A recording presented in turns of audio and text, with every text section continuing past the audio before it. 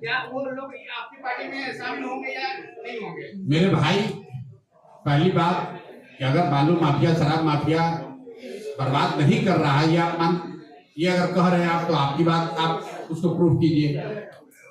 हम लोग की पार्टी में जहां तक मेरी समझ है, हमारे पास कोई थर्मामीटर और इन्वेस्टिगेटिंग एजेंसी तो है नहीं, लेकिन हमारा ऐसा मानना है कि हम लोग की पार्टी में इस तरह के चरित्र के लोगों की कोई जगह नहीं है और आगे भी नहीं होगी। एक अंतिम सवाल बस, वक्फ बिल पर आपका क्या है? वक्फ बिल पर पहले से बोला हुआ है, हम लोग इसके विरोध में हैं। उस कानून के मेरिट पर गए बगैर उस कानून में क्या अच्छा है क्या खराब है इस पर बहस हो सकती है, लेकिन उसकी नियत, जिस नियत से उसको लाया गया है, उसको लेकर मेरा विरोध है। क्यों? क्योंकि वक्फ के सुधार के लिए अगर सरकार कोई प्रयास करती तो उसका मुस्लिम समाज भी स्वागत करता। वक्फ के सुधार के लिए सरकार का प्रयास नहीं है, उनका तो सिर्फ ये प्रयास है कि कोई एक ऐसा मुद्दा लाओ जिससे हिंदू मुसलमान का मुद्दा बना है। Shyam steel flexi strong TMT बार, ये स्ट्रॉन्ग के साथ फ्लेक्सिबल भी है। आपदा मुसीबत कोई भी आए, ये घर को अटूट बनाए। जब TMT फ्लेक्सी स्ट्रॉन्ग, तो घर रहे हमेशा के लिए स्ट्रॉन्ग। आपको उदाहरण देके बताता हूँ।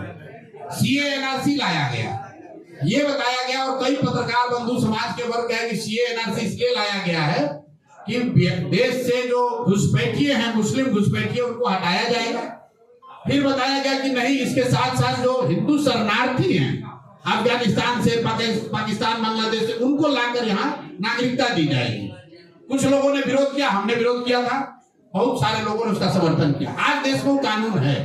आप लोग जरा बीजेपी वालों से पूछिए, अरे भाई, हिंदू शरणार्थियों को तो मदद करने वाले थे, CA NRC आने के बाद कितने हिंदुओं को अफगानिस्तान से, बांग्लादेश से, पाकिस्तान से लाकर CA NRC में नागरिकता दी गई है? क्या आपने प्रधानमंत्री या अमित शाह जी के मुंह से ये चर्चा सुनी? क्या यहाँ के जो उप मुख्यमंत्री दूदू को बैठा हुआ कभी बोला ये बात? भाई, CA NRC किसी हिंदू की मदद के लिए नहीं लाया गया था। वो बंगाल में चुनाव को पोलराइज करके जो बांग्लादेश से आए हुए हिंदू 1.5 करोड़ हैं, उनका वोट लेने का एक शगुफा था, हिंदू मुसलमान को आपस में लड़ाने का तरीका था। उसी तरह वक्फ का जो बिल है, ये विशुद्ध तौर पर आपस में लड़ाने के लिए, हिंदू मुसलमानों के बीच में विद्वेष पैदा करने के लिए, ताकि कोई ये ना पूछे कि भाई रोजगार कब दोगे। ये स्टाइल का मामला है। रूपा फ्रंटलाइन। कोई ये ना पूछे कि 15 लाख रुपया कब दोगे। कोई ये ना पूछे कि बिहार में भी पलायन कब रुकेगा। अभी मधुबनी में प्रधानमंत्री आए, इतने देखिए, इतनी बड़ी घटना हुई है, प्रधानमंत्री को इंटरनेशनल रिस्पांस दे रहे हैं, पूरी इंटरनेशनल ऑडियंस सुन रही है, और प्रधानमंत्री ने दिल्ली से वक्तव्य नहीं दिया। प्रधानमंत्री ने तय किया कि बिहार में आकर वो वक्तव्य देंगे। क्यों? क्योंकि चुनाव बिहार में है। भाई, वक्तव्य जरूरी है, उसकी महत्ता जरूरी है। वक्तव्य में क्या कहा जा रहा है ये जरूरी है कि वो मधुबनी से कहा जा रहा है कि दिल्ली से कहा जा रहा है, ये जरूरी है। होना तो ये चाहिए कि दिल्ली से प्रधानमंत्री ने घोषणा की होती कि भाई हम लोग क्या करने वाले हैं, लेकिन वो आकर कहेंगे मधुबनी से। क्यों? क्योंकि बिहार में चुनाव है। उसी दिन कानपुर का प्रोग्राम प्रधानमंत्री ने कैंसिल किया है, लेकिन मधुबनी में आएंगे।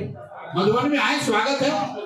बिहार की गरीब जनता को कुछ दिया या नहीं दिया, आपके हमारे पैसा से लोगों को बुलाकर, भीड़ जुटाकर, और हम लोग को बता रहे हैं कि बिहार के श्रमिकों के परिवार के बच्चों को गुजरात और महाराष्ट्र जाने के लिए ट्रेन दिया जाए। इस बात का विरोध हो रहा है। बहुत बहुत धन्यवाद।